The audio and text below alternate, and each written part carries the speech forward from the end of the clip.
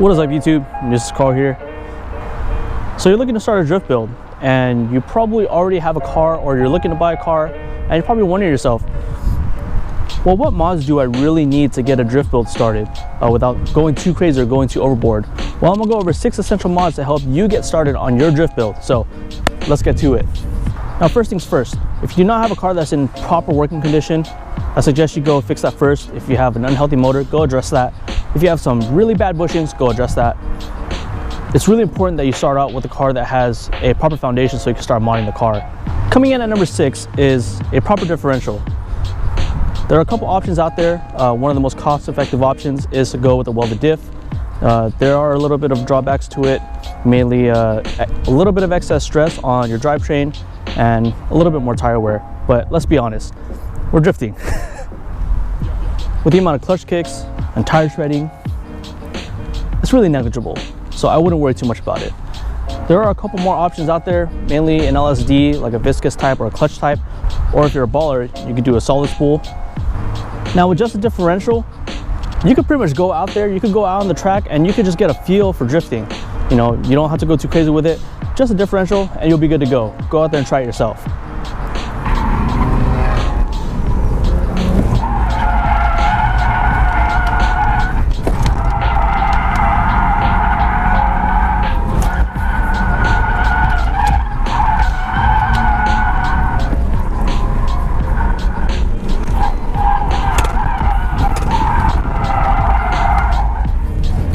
Now coming in at number 5 is a good set of coilovers. Now most cars from the factory, they come with a little bit of excess body roll. Now a good set of coilovers is going to help you address that by increasing the roll stiffness a little bit. That way it keeps your dynamic alignment in check. Now if you have something like a stock A86 or a stock Miata or a stock 240, that's also going to help increase your roll stiffness so that you can get the rear end loose. A good set of coilovers will also allow you to adjust the damping, which will help you basically fine-tune the way that your car handles through transitions, or if you want to increase grip, it'll allow you to do that. Just gotta make sure that when you are making adjustments that you document your changes. That way, just in case you don't like it, you can always go back to your previous settings.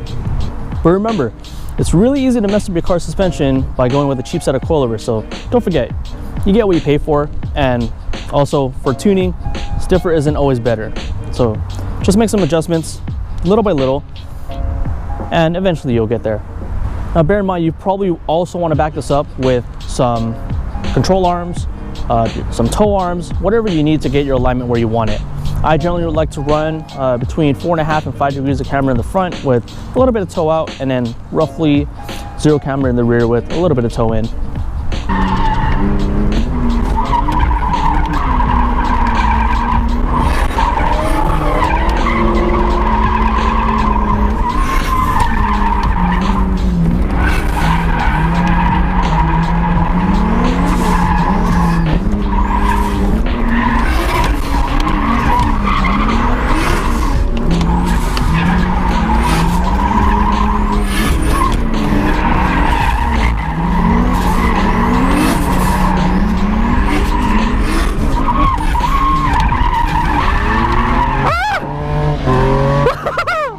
Coming in at number 4 is a proper working handbrake.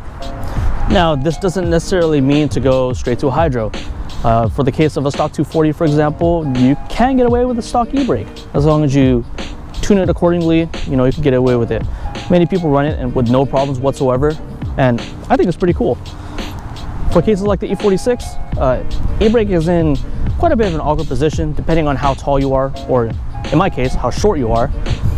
So you could get away with something like a Chelsea Denofa style e-brake extension, which I was actually running for the first couple of drift events that I went to.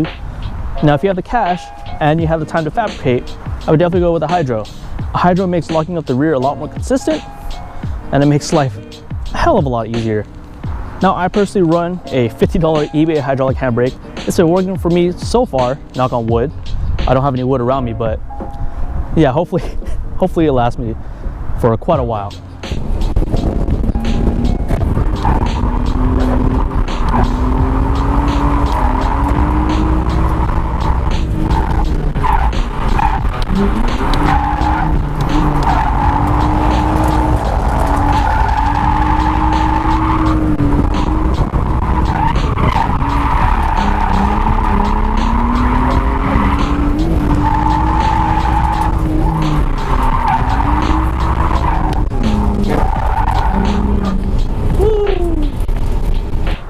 Now coming in at number 3 is a proper bucket seat that fits you right.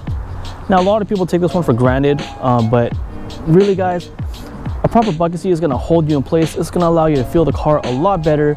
You're not going to be moving around with the car. You actually get to feel what the car's doing, and then you can control the wheel rather than holding on for dear life, gripping the wheel with your death grip. So get a bucket seat guys. It's going to help out a lot. Now if you could go with a fixed bucket, that'd be a lot better. I mean, you can do reclinables, but they do not have big enough bolsters in my opinion to be very effective, but you know, it's still better than stock seats for the most part. So get yourself a bucket seat please. Coming in at number 2 is an exhaust.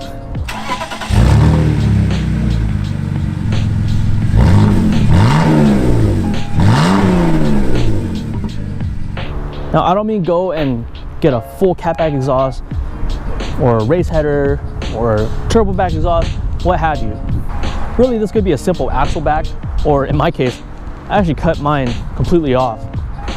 Now having some sort of exhaust mod is going to make your exhaust louder, duh, but more importantly it's going to give you an audible cue to where you are in your power band. One of the biggest problems that I had was when I was drifting with the stock exhaust, I didn't really know if I was in the power band, so next thing you know I'm sliding and then my RPMs are dropping and I'm not drifting anymore. And exhaust definitely helped me out. I'm sure it'll help you guys out too. Drifting on stock exhaust is not fun guys.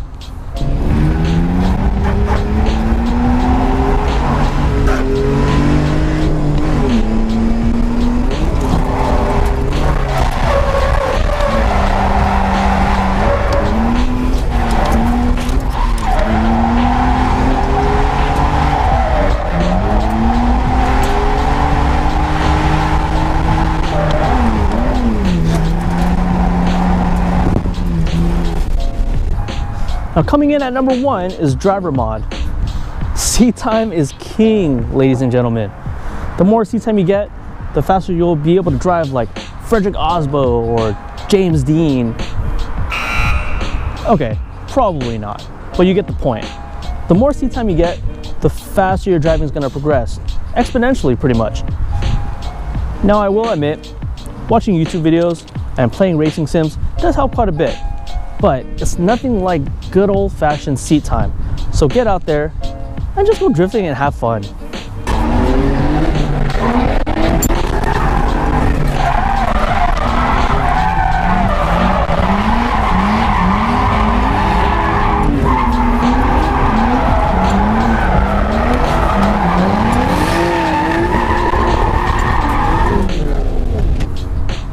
So there you have it. 6 essential mods to help you get started on your drift build. Now notice, I didn't mention anything about power mods. Guys, you don't need power mods. Just don't do it. Don't do it. Just focus on your driving, focus on suspension, and then you'll be good to go. I mean, this thing makes, what, 170 wheel horsepower? And that's being a little bit generous.